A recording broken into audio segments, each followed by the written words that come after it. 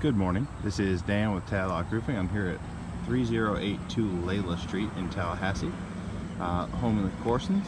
Mr. Corson, I know that we talked about it, so I wanted to talk through a couple things that are going on up here. As you can see, across the entire roof after the hurricane, we definitely have some missing shingles, things like that. And so what I wanted to be able to point out first, as we kind of walk through, is first, the granules on here have done a pretty good job, but they are coming off. It's starting to show its age, and so they're starting to roll off. As you can see, they're starting to come. And part of that is, and a big part of what's going on, is that during or after this storm, as the wind came through, all this spider webbing that you're seeing here, what's happened is the shingles have gone up, and in this case, folded over.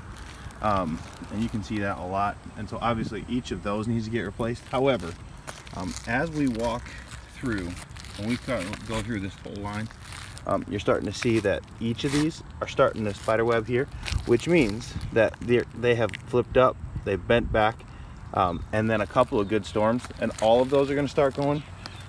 So I know that we had talked about, doing a couple of shingles or repair, things like that, but my recommendation is, with entire rows starting to do this, where they are coming up and flipping like that, what's going to happen is very quickly, with a couple of good storms, and we're not talking hurricane storms, just good storms that get caught up underneath, they're going to follow right along. And as you can see, even right here, more spider webbing, that whole line all the way across, and it's happening on both sides between granule loss and those. It's always your decision on how you want to do that, but even if you can't, I don't know if you can see that as I walk over here, but each of those hard lines that we're seeing here, each of those are whole sections that have flipped up and come back down from this storm.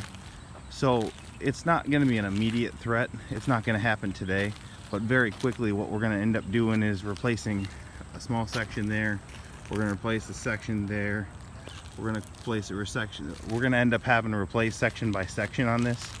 And I think that very quickly, over a long period of time, as we do this, it's going to be very costly to do it in repairs, especially since we know the damage is there now. So my recommendation is going to be that we handle this right now. As you can start to see right here, this granule loss things, this looks like something hit it right here.